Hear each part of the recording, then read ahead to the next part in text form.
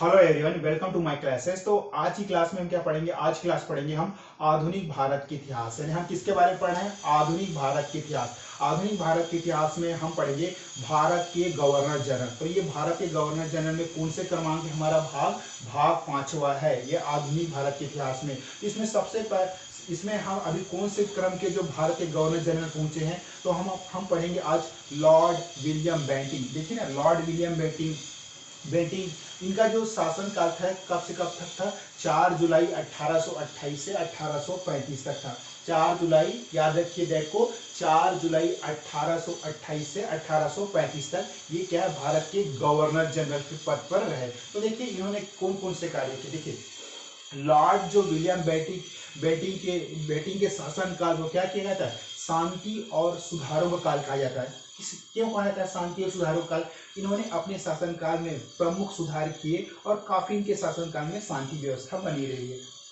उसके बाद जब क्या है 1806, कौन से में? जब 1806 में जब वेल्लोर कहाँ पर? तमिलनाडु। वेल्लोर में जब विद्रोह हो रहा था, तो ये जो लॉर्ड विलियम बेंटिक ना, वहाँ मद्रास के क्या थे? सिर्फ गवर्नर थे ना, गवर्नर जनरल मैंने नहीं कहा, सिर्फ गवर्नर थे कहाँ? जिसका अभी आधुनिक नाम क्या है? चेन्नई है। तो वहाँ 1806 में क्या ये गवर्नर के पद पर नियुक्त थे। देखिए अब जब लॉर्ड विलियम बेंटिक जब भारत के गवर्नर बने, तो उन्होंने कौन कौन सुधार कार्य किए?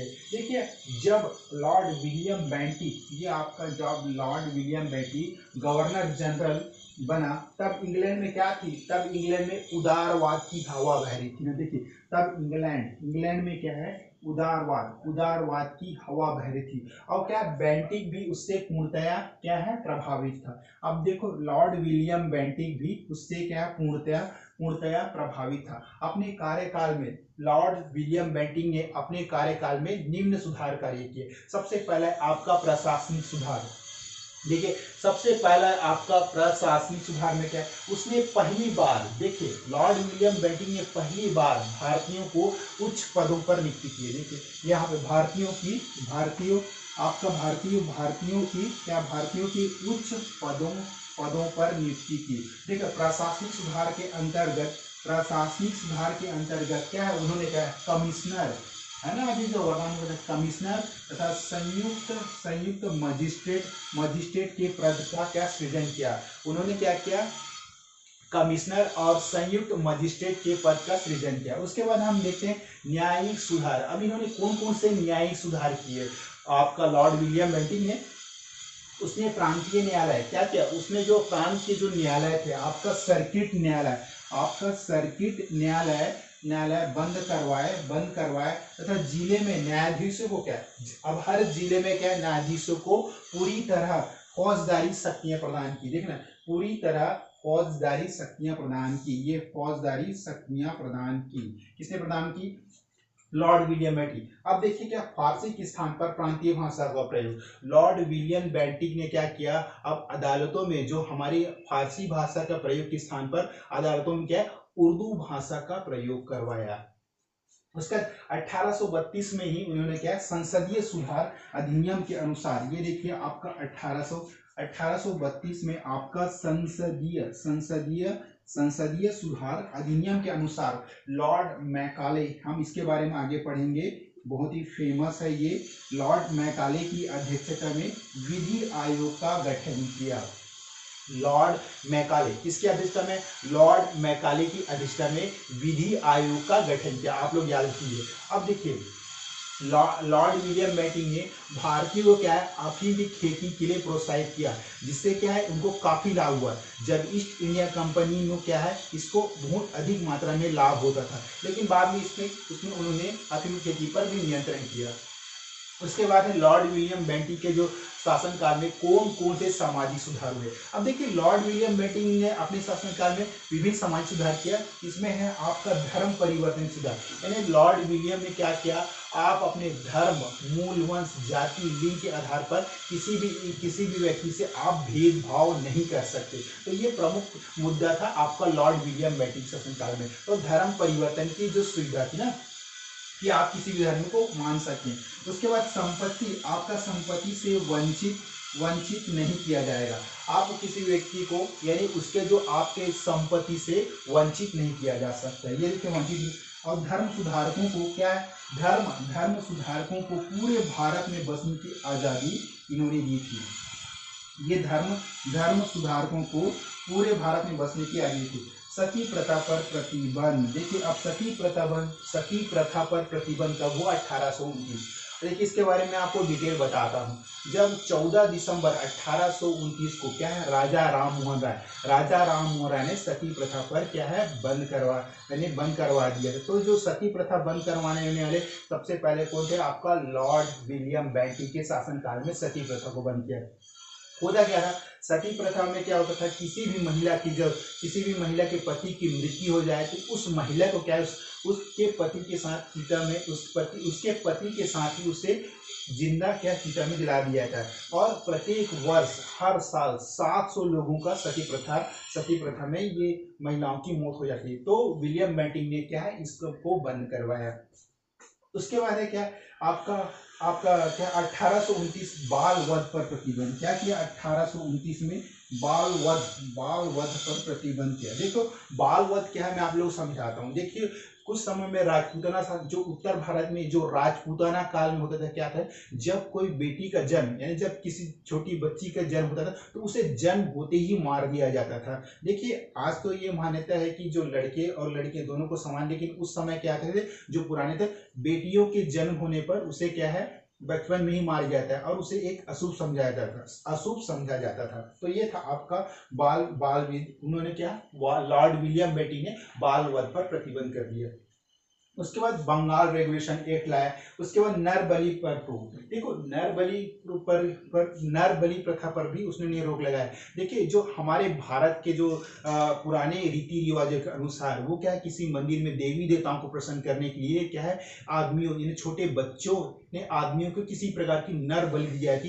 तो इस नर बलि को भी क्या है, लॉर्ड विलियम बेंटिक शासनकाल में इस प्रथा को बंद करवा दिया गया। डू यू अंडरस्टैंड, समझ में आया आप लोग को। उसके बाद नरबली प्रथा पर रोक क्या है, मद्रास उड़ीसा में ना। उसके बाद ठगी का दमन। अब ये ठगी का दमन क्या है, देखो इन्होंने क्या अपने शासनकाल में ठगी का भी दमन किया। देखिए आपका जो मध्य प्रदेश के क्षेत्र है ना, एमपी में, वहां पर क्या है, जो ठग होते थे, तो उन ठगों को सुधार करने के लिए विलियम बेंटिक ने जबलपुर में एक औद्योगिक विद्यालय की स्थापना की। और जिसमें क्या 18 वर्ष से जो अधिक उम्र के आयु जो बालक होते थे उनको क्या उस स्कूल में उनको जो व्यक्तिगत सुधार की शिक्षा दिया जाता था।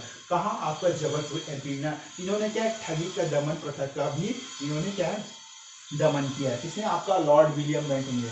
उसके बाद है कर्नल स्लीमेन द्वारा किया गया। उसके बाद दास प्रथा का। देखिए दास प्रथा होता था एक प्रकार की गुलामी, जो हमारे भारतीय समाज में बहुत पुराने समय में जो लोग रहते थे वो किसी दूसरे जगह यानी विदेशों में जाकर वहाँ रहते थे, बसते थे, खाते। तो इस प्रकार से उन लोगों का क्या है, गुलामी हो जाती थी, जिससे वो गुलाम में रहकर अपना जीवन यापन करते थे। इस प्रथा को भी लॉर्ड विलियम बेंटिक ने इसका दमन किया। कब हुआ ये, 1832।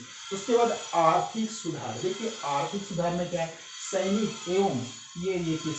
एवं अधिकारियों में कमी की गई। कर मुक्त भूमि पर करारोपण किया गया, अधिग्रहण किया गया। अफीम के निर्यात पर नियंत्रण और नए सिक्के भी चला। देखिए अफीम के निर्यात, मैंने आपको बताया कि जो ना इन्होंने क्या किया, लॉर्ड विलियम बेंटिक ने भारतीयों को अफीम की खेती के लिए प्रोत्साहित किया, जिससे क्या ईस्ट इंडिया कंपनी को काफी प्रॉफिट होता था। तो वही बाद में उन्होंने अफीम के निर्यात पर नियंत्रण किया। फिर नए सिक्के भी लॉर्ड विलियम बेंटिक ने नए सिक्के चलाए, जिसमें क्या है, इंग्लैंड की राजा की आकृति होती थी ना। ये नए सिक्के भी चलवाए, जिसमें इंग्लैंड की राजा की आकृति थी। अब शिक्षा में सुधार। देखिए शिक्षा में लॉर्ड विलियम बेंटिक ने क्या, लॉर्ड विलियम बेंटिक को क्या है, शांति और सुधारों का शासनकाल इसलिए लिखा जाता है। देखिए इन्होंने बहुत कार्य किया। शिक्षा के विकास के लिए लॉर्ड मैकाले की क्या, शिक्षा के विकास के लिए लॉर्ड मैकाले की 1835 की सिफारिश को स्वीकार कर दिया गया और अंग्रेजी शिक्षा का माध्यम था। उस समय क्या अंग्रेजी शिक्षा का माध्यम में था। और प्रथम मेडिकल कॉलेज कहाँ है, लॉर्ड विलियम बेंटिक के शासनकाल में ही प्रथम मेडिकल कॉलेज का है, कलकत्ता में 1835 में स्थापना की गई। और जो शिक्षा का माध्यम क्या रखा गया, इंग्लिश ही रखा गया है। उसके बाद देसी रियासतों के संबंध में भी अब देखो बेंटिक ने क्या क्या किया। बेंटिक ने जहां तक संभव हो सका क्या देसी रियासतों के प्रति अहस्तक्षेप की क्या नीति का अनुसरण किया। हस्तक्षेप नीति का अनुसरण किया किंतु मैसूर क्या है 1831 और मैसूर 1831 पूर्व 1834 आदि का कुप्रशासन के आधार पर क्या ब्रिटिश साम्राज्य में विलय किया गया। अब हम देखते हैं जन कल्याणकारी में क्या क्या पढ़ेंगे हम। देखिए गंगा नदी, अब इन्होंने कौन कौन सा इन्होंने क्या है जो भारत में जो गंगा नदी से नहरों का निर्माण करवाया। गंगा नदी से क्या है नहरों का निर्माण करवाया, सिंचाई सुविधा करवाया। और जो प्रसिद्ध ग्रांड ट्रक रोड क्या पेशावर से आपका कहां से कहां तक प्रसिद्ध ग्रांड, ये आपका ग्रांड ट्रक रोड पेशावर से कलकत्ता तथा आगरा बंबई मार्ग का निर्माण करवाया। और क्या गंगा से जलयान चलाया और आगरा के आसपास छोटे छोटे जो जलयान क्या है गंगा से जलयान भी चलाया, आगरा बंबई मार्ग का निर्माण कराया। उसके बाद है हम पढ़ेंगे 1833 के चार्टर अधिनियम। 1833 का चार्टर एक्ट अधिनियम क्यों इंपॉर्टेंट है। देखिए कंपनी का जो चाय सहित व्यापारिक कार्य, ये आपका व्यापारिक कार्य पूर्णतः समाप्त कर दिया, इसे एक राजनीतिक शक्ति बना दिया गया। बंगाल का गवर्नर जनरल अब भारत का गवर्नर जनरल कहा गया। इस तरह बेंटिक भारत का प्रथम गवर्नर जनरल बन गया। अब मैं आप लोगों को समझाता हूँ। देखो 1833 का जो चार्टर एक्ट है ना बहुत इंपॉर्टेंट। उस समय क्या है बंगाल का गवर्नर कौन था आपका वारेन हेस्टिंग था। लेकिन जो भारत का जो गवर्नर जनरल किसको बनाया गया, भारत का गवर्नर जनरल आपको लॉर्ड विलियम बेंटिक को बनाया गया। देखो 1833 के चार्टर एक्ट में क्या है जो आपका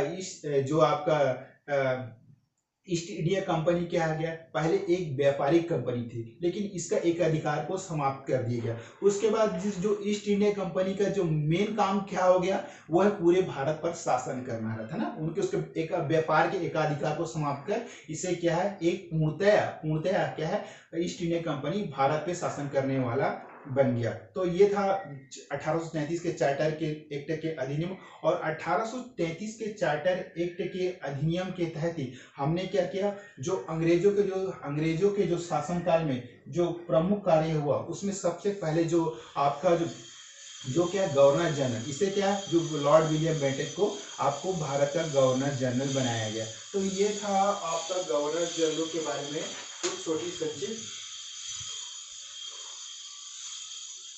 और विलियम बेंटिक 1833, उसके बाद जो लास्ट में क्या हुआ आपका जो विलियम बेंटिक का जो आपका कार्यकाल जब 1835 में समाप्त हो गया तो वह वापस इंग्लैंड चला गया। तो एक बार हम क्या फास्ट यूज करें, हम पढ़े भारत आधुनिक भारत का इतिहास में भारत के गवर्नर जनरल के बारे में पढ़े। इसमें हम लॉर्ड विलियम बेंटिक के बारे में जिनका शासनकाल आपका 4 जुलाई से 1828 से 1835 ईस्वी तक ये भारत के गवर्नर जनरल बने। तो जब लॉर्ड विलियम बेंटिक के शासनकाल को क्या कहता था, शांति और सुधारों का शासनकाल कहता था। जब विलियम बेंटिक भारत के गवर्नर जनरल बने तब इंग्लैंड में क्या बनी थी, उदारवाद की हवा बह रही थी। और उदारवाद की हवा के बहते जो लॉर्ड विलियम बेंटिक भी पूर्णतः परिचित था। तो यही है हवा बहती विलियम से पूर्णतः परिचित है। अपने कार्यकाल में उसने निम्नलिखित सुधार किया। पहला प्रशासनिक सुधार, उसने पहली बार भारतीयों की उच्च पदों पर नियुक्ति की। जैसे क्या है आपका कमिश्नर हो गया, जैसे क्या है प्रशासनिक सुधार के अंतर्गत कमिश्नर तथा संयुक्त मजिस्ट्रेट के पद का सृजन किया। उसके बाद क्या आपका न्यायिक सुधार हो गया, उसने प्रांतीय न्यायालय सर्किट न्यायालय तथा बंद करवाए। और जिले के न्यायाधीशों को क्या है जिले के न्यायाधीशों को पूरी फौजदारी क्या है शक्तियां प्रदान की। और जो फारसी के स्थान पर क्या किया उसने उर्दू भाषा के प्रयोग किया, अदालतों में प्रयोग किया। उसके बाद फारसी उर्दू का प्रयोग किया। 1832 में क्या संसदीय सुधार अधिनियम के अनुसार लॉर्ड मैकाले की अध्यक्षता में विधि आयोग का गठन किया गया। उसके बाद समाज सुधार, उन्होंने क्या धर्म परिवर्तन की भी सुविधा संपत्ति से किसी भी व्यक्ति को वंचित नहीं किया जाएगा। धर्म सुधार को पूरे भारत में बसने की आजादी दी। उसके बाद सती प्रथा पर प्रतिबंध, मैंने बताया ना आपको राजा राममोहन राय ने क्या 1829 में आपका 14 दिसंबर 1829 को सती प्रथा पर प्रतिबंध कर दिया। और तो ये किसके शासनकाल में, लॉर्ड विलियम बेंटिक के शासनकाल में हुआ। उसके बाद बाल वर्ग पर प्रतिबंध किया, बंगाल रेगुलेशन एक्ट लाया, फिर नर बलि पर रोक मद्रास उड़ीसा में, फिर ठगी का दमन कर्नल स्लीमैन द्वारा दास प्रथा खंड 1832 में हुआ। आर्थिक सुधार, सैनिक एवं अधिकारियों में कमी की, फिर कर मुक्त भूमि पर करारोपण किया, अधिग्रहण की, अफीम के निर्यात पर नियंत्रण किया, नए सिक्के भी चलवाए जिसमें क्या इंग्लैंड के जो राजा है उसकी आकृति बनी थी। शिक्षा में सुधार भी किया। देखिए शिक्षा के विकास के लिए क्या किया, शिक्षा के विकास के लिए लॉर्ड मैकाले, ये आपका लॉर्ड मैकाले की अध्यक्षता में 1825 सिफारिश की और स्वीकार कर लिया गया कि अंग्रेजी शिक्षा का माध्यम हो। और जो प्रथम मेडिकल कॉलेज, जो सबसे पहला मेडिकल कॉलेज था कलकत्ता में 1835 में स्थापना की गई। छठवां, देशी रियासतों के संबंध में की, बैंटिंग ने जहां तक संभव हो देशी रियासतों के प्रति अहस्तक्षेप की नीति अपनाई। समझ में आ रहा है।